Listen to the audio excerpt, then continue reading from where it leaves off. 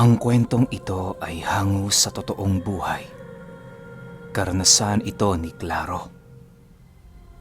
Taong 1969, Angeles, Pampanga.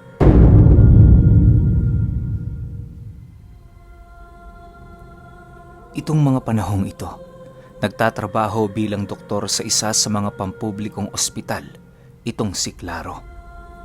Malayo man sa pamilya, kinakailangan niyang magsumikap para sa mga lumalaki niyang anak. Sa loob ng 3 taon, hindi pa nakikita ni Claro ang kanyang asawa at mga anak. Nagkakausap sila sa pamamagitan ng mga telegrama kung saan medyo may kalakihan ng bayad. Bagaman walay siya sa kanyang pamilya, ni minsan hindi niya naisip na lokohin ang mga ito sa pamamagitan ng paghahanap ng iba. Mabuting tao itong si Claro at sa pagtagal ng panahon, meron siyang mga naging kalapit na kaibigan sa lungsod na yon. Sa araw-araw na pakikipagsapalaran ni Claro sa ospital kung sino-sino ang kanyang nakakasalamuhang tao. Sanay nang makakita ng nahihirapang individual si Claro dahil parte yon ng linya ng kanyang trabaho. Minsan nga, hindi na lamang niya napapansin, tumutulo na pala ang luha niya dahil sa awa. May iilan kasing mga pasyente sa ospital na ninanais na umuwi na lang at magpatingin sa albularyo dahil sa mahal na gastusin. Ang iba naman, hindi na lamang iniinda ang kanilang mga karamdaman para hindi maging pabigat sa kanilang pamilya. Isang araw, nagkaroon ng pasyente si Claro, galing sa isa sa mga baryo sa Angeles. Dahil sa hindi pa ganon kaunlad ang sibilisasyon, kung kaya't medyo natagalan ang pagdating nito sa kanilang ospital. Nagkataon namang si Claro ang nag-iisang doktor noon, kung kaya't siya ang naatasan na tumingin sa pasyente. Habang abala siya sa kanyang ginagawang pagsusuri, pumunta sa kanyang silid ang isa sa mga kaibigan niyang tumutulong sa ospital. "Ginoong Claro, kailangan niyo ho ba ng tulong dito?" Bungad na tanong nito. Oo, kailangan ko. Pwede bang pakilinis ang silid na to? Medyo malikabok kasi. Hindi maganda para sa ating pasyenteng may hika. Sagot naman dito ni Claro. Nang marinig ito ng kanyang kaibigan, agad din naman itong isinaayos ang lahat ng mga gamit sa lugar. Inialis nito ang mga hindi kinakailangan nang sa gayoy maging maaliwalas ang silid para sa mga taong bibisita sa kanilang pasyente. Ayon sa kaibigan ni Claro, dalaga ang naging pasyente nito noon kung kaya't hindi nila inaasahang meron itong itinatagong kakaibang sikreto sa pagkatao nito. Kung titingnan, ordinaryong babae lamang yon, kaya wala talaga sa kanilang naging pagdududa roon. Sa ilang araw na paggamot doon ni Claro, naging maayos naman ang lahat. Palaging nakasubaybay sa kanila ang iilang mga tagapag-alaga at nakahandang magbigay ng tulong kung sakali man. Isang hapon, habang nagbabantay si Claro sa kanyang pasyente, panayang pag-usap sa kanya nito. "Doktor, maayos na ho bang pakiramdam ko?"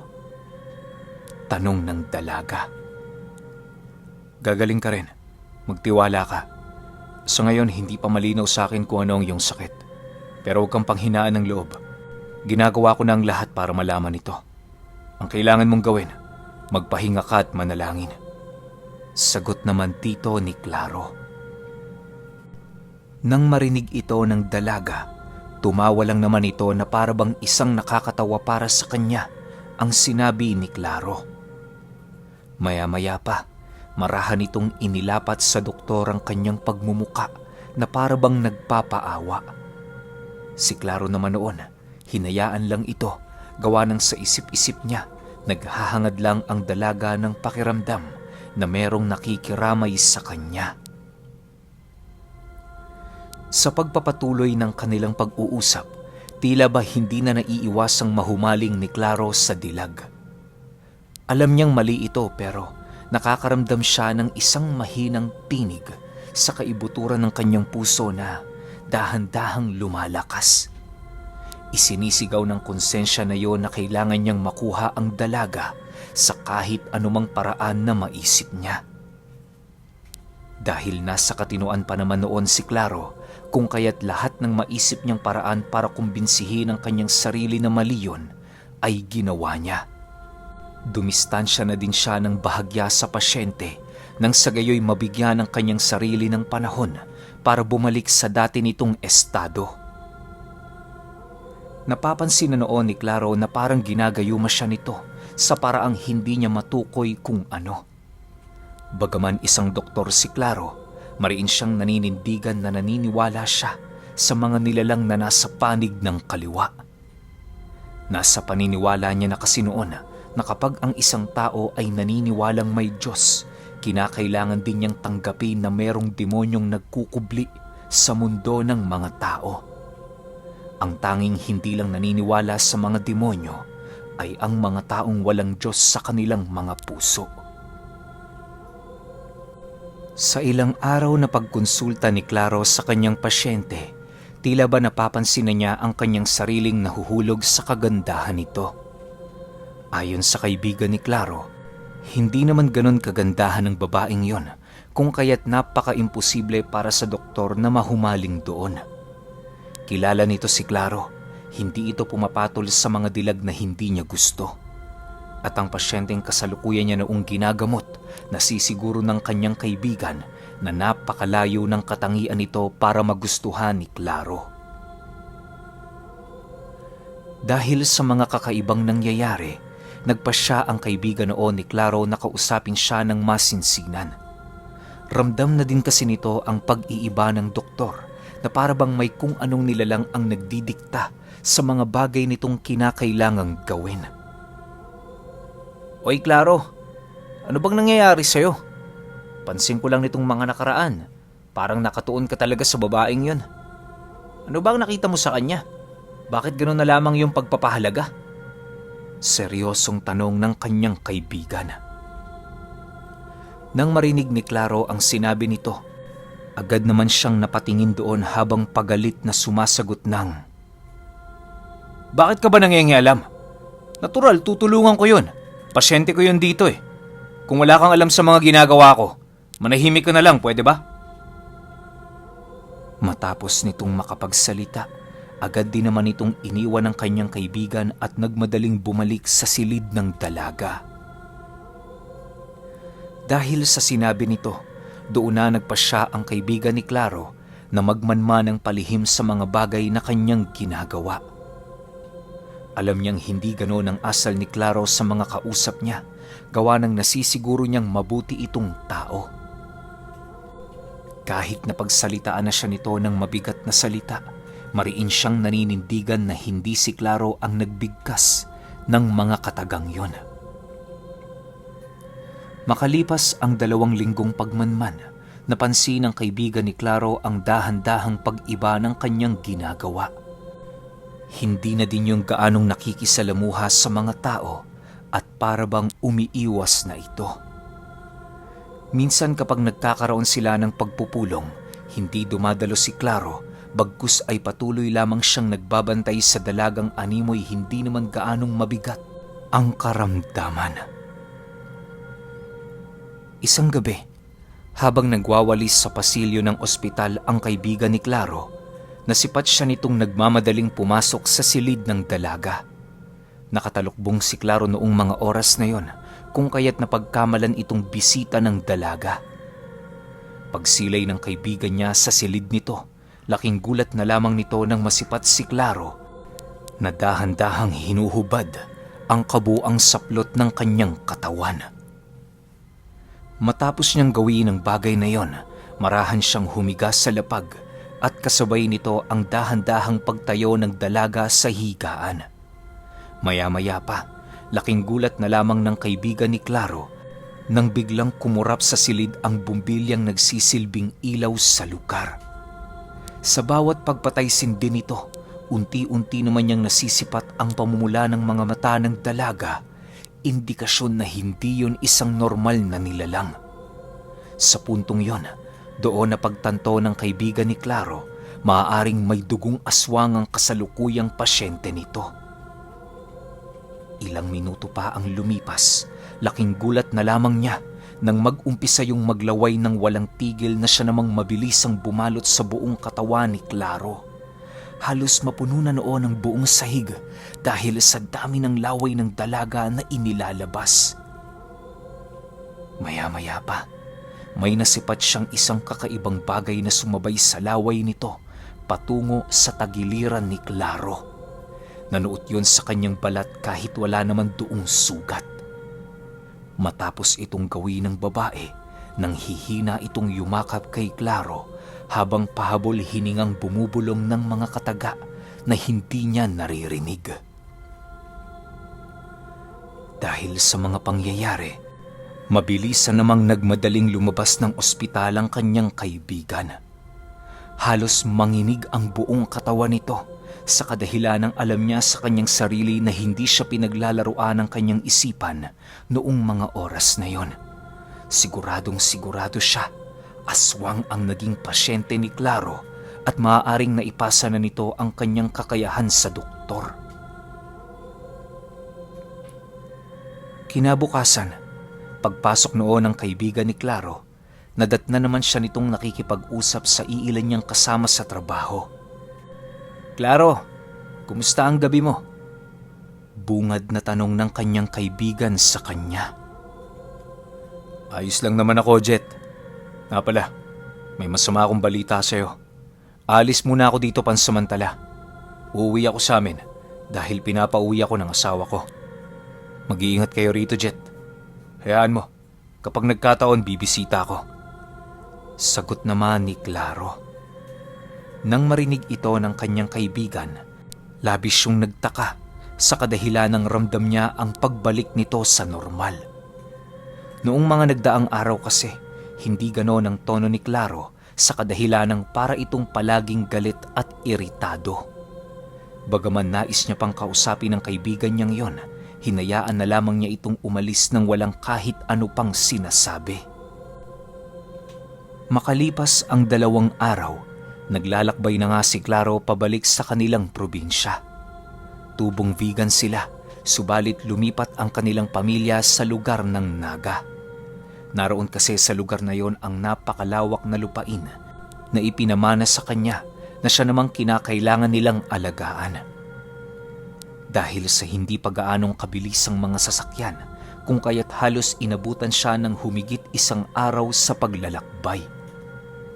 Normal pa noon ang kaisipan ni Claro dahil sa nagawa pa nga niyang bumili ng pasalubong para sa pamilya niya na naghihintay sa kanya. Sa pagdating niya sa kanila, gulat na gulat ang kanyang asawa nang masipat siya nitong naglalakad sa baryo. Hindi ito makapaniwala sa kanyang mga nakita gawa ng inaasahan niyang hindi pa tapos ang kontrata nito. Oh, Claro, ba't napauwi ka? Bungad na tanong ng kanyang asawa. Sawa na ako doon. Dito na muna ako. Kailangan ko ng sariwang hangin para makapag-isip. Sagot naman dito ni Claro. Subalit, lingid sa kaalaman ng asawa niyang yon, tuluyan na itong umalis sa trabaho ng walang dahilan. Huli na din niyang nalaman na umalis ito dahil sa telegramang dumating sa kanya na galing sa kaibigan nitong nasa Angeles. Sa ilang araw na pananatili ni Claro sa piling ng kanyang pamilya, masaya naman ang lahat. Hindi pa rin nagbabago ang ugali noon ni Claro, kung kaya't lahat ng kanyang mga anak ay mas naging malapit sa kanya. Akala ng asawa niya gano'n na habang buhay ang kaganapan sa kanilang pamilya, subalit hindi pala dahil sa pagtungtong ng kabilugan ng buwan ay siya namang pagbabago unti-unti ng ugali ni Claro. Hindi alam ng kanyang asawa kung anong problema nito, gawa ng palagi na lamang yung mainiti ng ulo.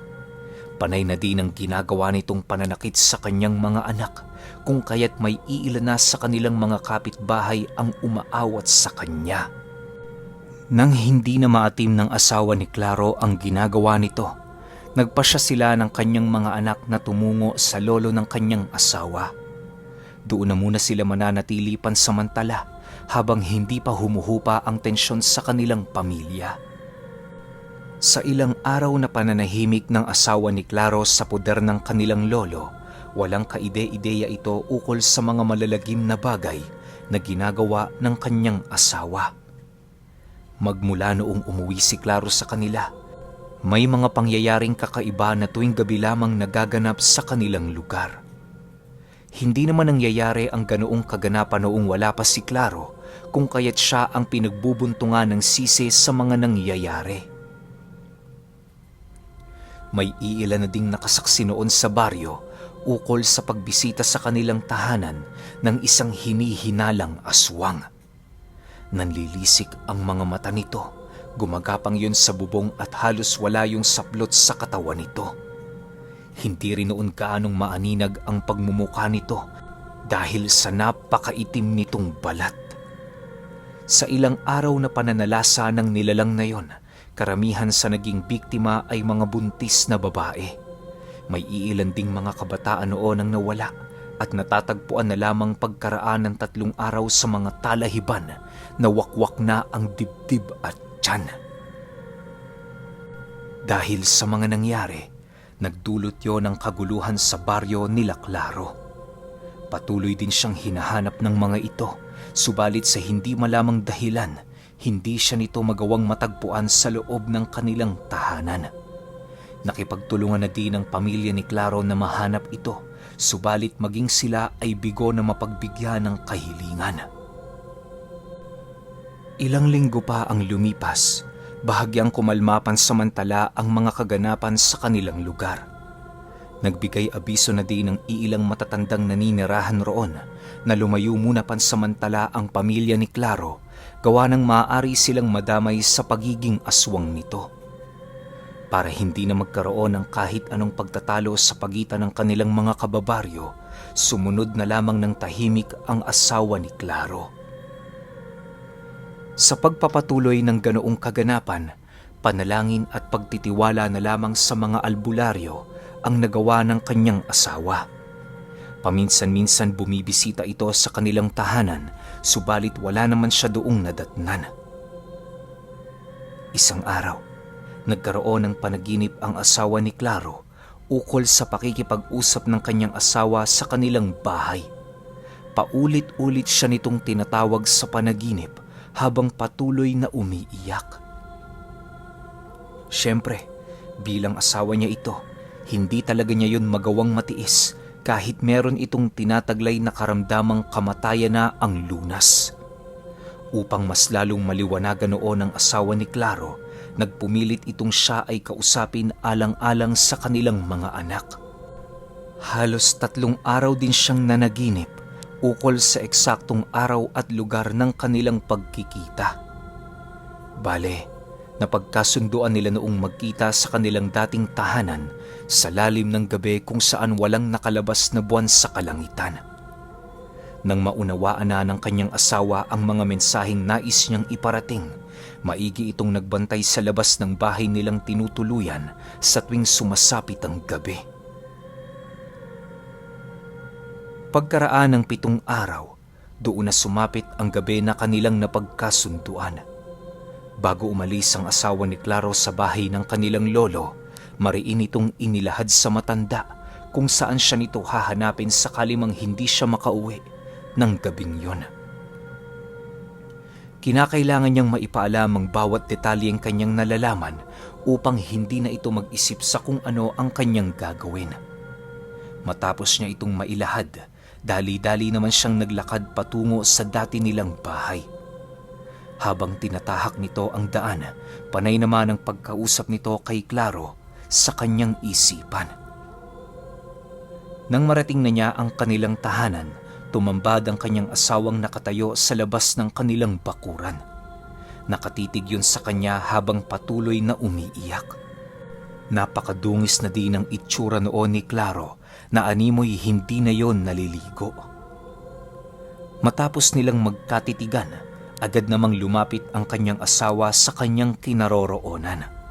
Subalit hindi pa man ito nakakalapit ng husto, pinigilan na yon ni Claro. "Huwag kang lumapit. Diyan ka lang. Hindi ko makontrol ang sarili ko. Ano mang mangyari maya-maya, sinasabi ko sa iyo, mahal, hindi akong may gawa ng mga bagay na yan. Imbis na akong hindi maging pabigat sa inyo, ngayon pakiramdam ko parang ako pa ang krus na pinapasan mo. Wala na akong ideya sa mga nangyayari sa akin. Maghanap ka ng tulong. Pakiusap." Wika ni Claro habang nagpipigil. Matapos nitong makapagsalita, doon narinig ng kanyang asawa ang may hina niyang pag-ungol na siya namang ikinatakot nito ng husto. Unti-unti na ding namumula noon ang mga mata ni Claro habang marahang tinutubuan ng matatalas na pangil ang kanyang bibig.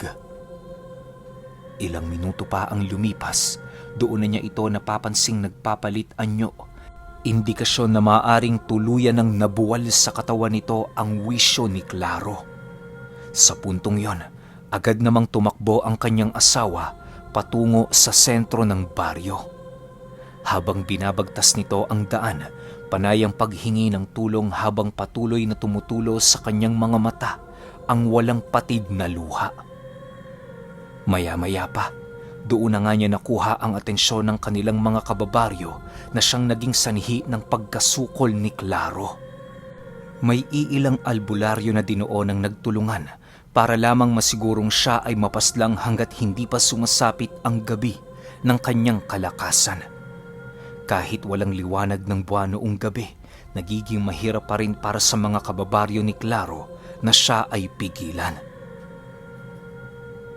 Sa pagpapatuloy ng pagwawala nito sa lugar, may iilan ng tao noon ang nagpupulupot ng tali sa kanyang katawan. May mga kalalakihan na din sila noong sumunggab sa kanya para lamang siya ay mapabagsak sa lupa. Bagaman ganun na ang nangyayari kay Claro, patuloy pa rin itong nagpupumiglas maabutan lamang ang kanyang asawa. Sa pagdating ng iilan pang albularyo, doon na nga sila nagkaroon ng sapat na kakayahan para maipako ang katawan nito sa lupa. Ginamitan nila yon ng malalakas na usal na siya namang tuluyang tumalo sa aswang na anyo ni Claro. Nang mapagtanto nilang hindi na makakalaban ang nilalang, dali-dali naman itong hinila ng albularyo patungo sa kanilang tahanan. Mariin na nilang pinagbawalan ang mga ordinaryong tao na sumunod, gawa ng hindi ito magiging maganda para sa huli nilang aswang. Halos pinilit pa ng mga ito na ibalik sa normal si Claro, subalit sa kasamaang palad, nasipat nilang nagkaugat na ang bertud sa kaluluwa nito. Hindi na yon kayang tanggalin ng kahit na anong usal nang hindi namamatay ang taong pinamamahayan ng yanggaw. Dagdag pa ng albularyo, kung pakakawalan nila si Claro, maaaring magdulot lamang yon ng karagdagang mga pangyayari sa kanilang baryo. Sa pagsapit ng umaga noong pagdakip nito, bumalik ang orihinal na wisyo ni Claro kung saan humingi ito ng awa sa albularyo na tapusin na ang kanyang buhay hanggat siya ang nagmamay-ari nito. Ayaw niyang dumating sa puntong maging isa siyang ganap na demonyo na kung saan burado na sa kanyang pagkatao ang kanyang alaala at memorya ng mga taong tunay na nagmamahal sa kanya. Maluha-luha itong inilahad ni Claro na siya namang agad na pinagbigyan ng albularyo. Huli na nang ilahad nila sa asawa nito ang totoong ginawa nila nang sa gayoy hindi na yun mabigyan ng karagdagang pasanin. Sa pagkamatay ni Claro, naging tahimik ang kanyang libing sa likod ng kanilang tahanan. Bilang pagpapakita ng respeto sa pamilya nito, iniwasan na ng kanilang mga kababaryo na magbigay usapin ukol sa pagiging aswang ni Claro. Hindi na din nila pinagdudahan ang naiwang pamilya nito, gawa ng mismong mga albularyo na ang nagsabi na walang sino man sa pamilya ni Claro ang nagtaglay ng bertud nito. Isinama nila yon sa hukay nang sa gayoy kasabay ng pananahimik ni Claro ay ang pagkamatay ng bertud na naipasa sa kanya.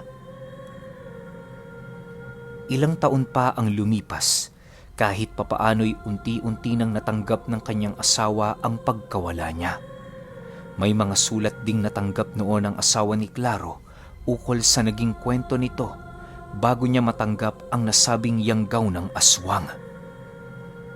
Dahil sa liham na ibinigay ng kaibigan nito sa Angeles, kung kaya't nagawang malaman ng asawa ni Claro ang istorya ng kanyang asawa na nabansagang aswang sa Pampanga.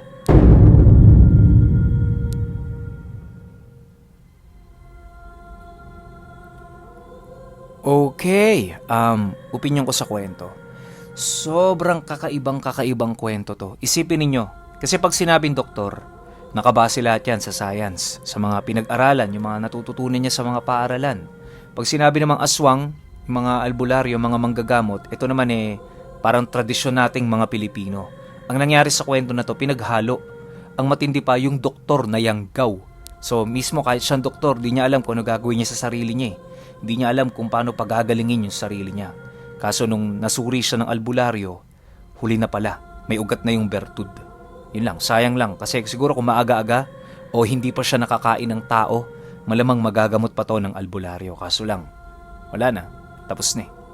Pero kayo, kung may opinion kayo sa kwentong ito, i-comment nyo lang sa baba. Yun lang, hanggang sa susunod na kwento. Salamat.